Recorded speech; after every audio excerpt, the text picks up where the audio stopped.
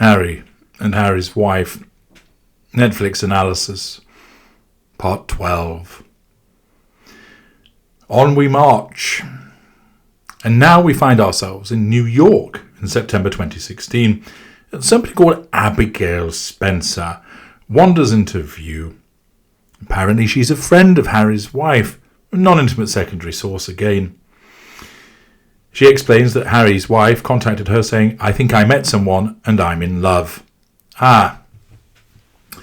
So she basically has gone on 2 dates and then shacked up in a tent in Botswana for a week, and it's love. Of course, as I've explained to you, Harry's wife doesn't actually love anybody. This is because she has no emotional empathy. Her narcissism causes her to believe that she is capable of love and that she loves intensely, passionately, that it is a deep, deep love, the likes of which has never been experienced before. And undoubtedly, husband number one, that's believed to be the case, the Jewish gentleman, she'd have said how much she loved him. And then she'll have loved Trevor, but more than she did with the guy before. And then with Corey, she'll have loved him more than she loved Trevor.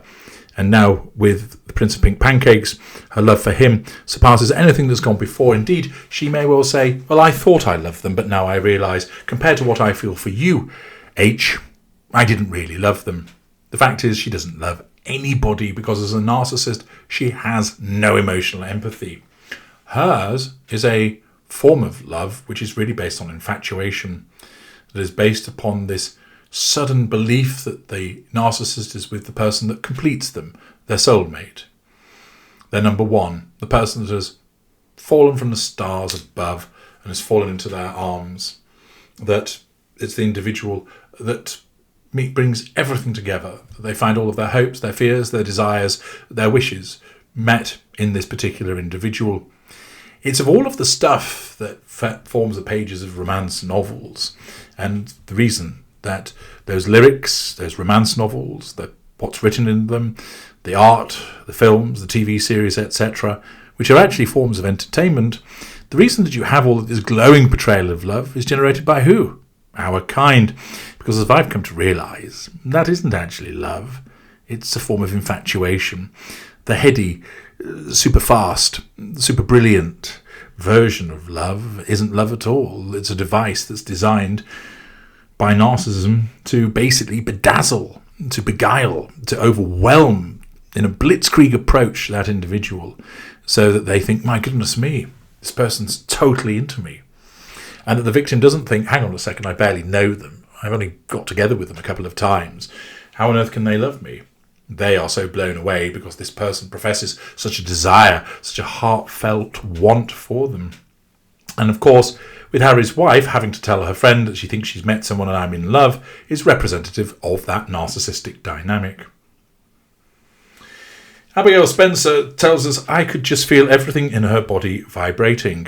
It would appear that the love eggs had been left in. And apparently they were going to go to the ends of the earth to be together. Might as well be ripped from page 77 of the Narcissist's Playbook. Harry's wife explains, "We knew up until then that we really connected and we were really drawn to each other. But what were the practicalities of making it work?" Again, this talk of connection also comes from the Narcissist's Playbook and is no surprise. Harry explained she had a 2-week rule that we had to see each other in or around 2 weeks. He, of course, dim-witted, emotionally thinking individual that he is, thinks that this is a good thing. It's a nice thing that she wants to spend so much time with me. What he doesn't think to himself is, well, I'm a man in my 30s that has my own roles, my own obligations, my own duties, my own friendship groups, my interaction with my family, and all of that existed before she came along. Yet now, what is she doing? Well, she's causing me to find myself in a position of changing all of that so that I have to see her every 2 weeks. So never mind that I'm obligated to perhaps go and do a prize giving somewhere or open a supermarket or discharge my obligations in the military. That has to be put to one side because she now wants to spend time with me.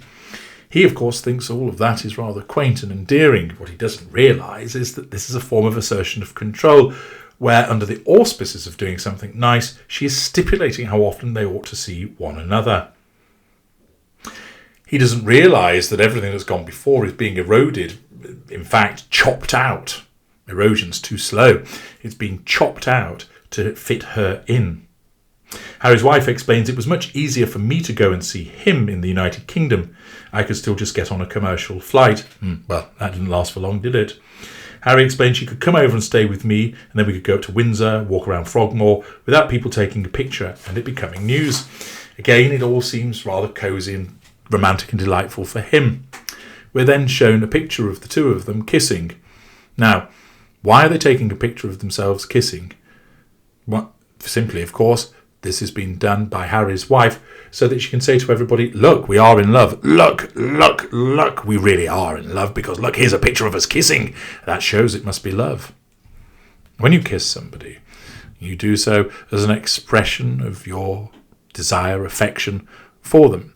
Where it's between intimate partners, it's done with that intimacy, which might lead to more intimacy, or it might just be a single act of endearment.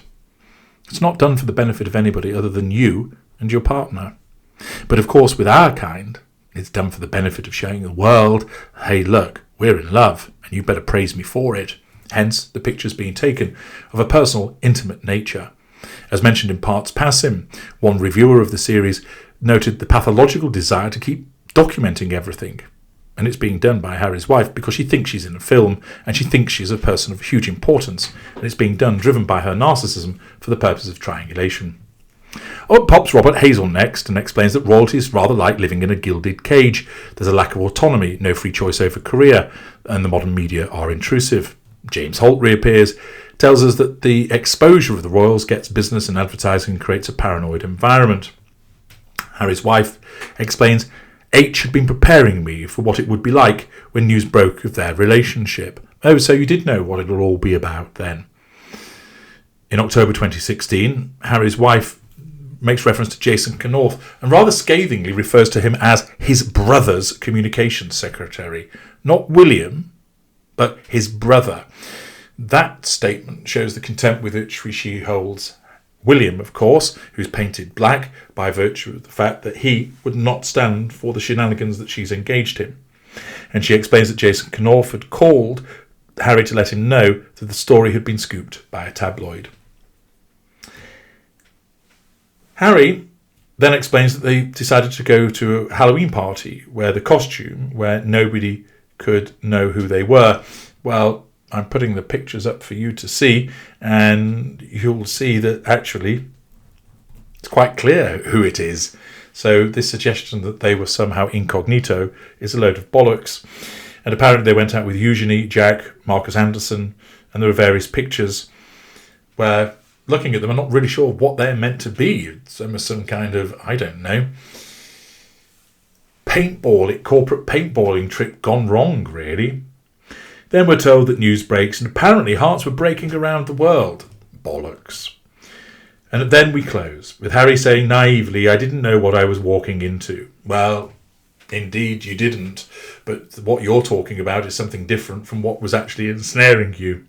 And it concludes with various screen grabs from Twitter criticising the relationship, once again bringing forward the very tiresome victim mentality that Harry's wife repeatedly trots out, and as part of the folie à deux, has caused Harry to do so. And thus, episode 1 lurches to a conclusion.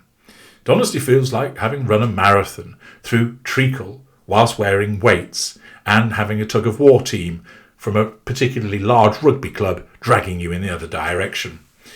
It is utterly boring, self-indulgent crap. And it shows Harry's wife's narcissism writ large. Doesn't tell us anything new with regard to their story, and indeed, having to tell us that it's a love story, well, shouldn't we be the judge of that? And so much of it coming from them is quite pathetically childlike. But there ends episode 1, and there ends this part also. I'm H.G. Tudor. Thank you for watching.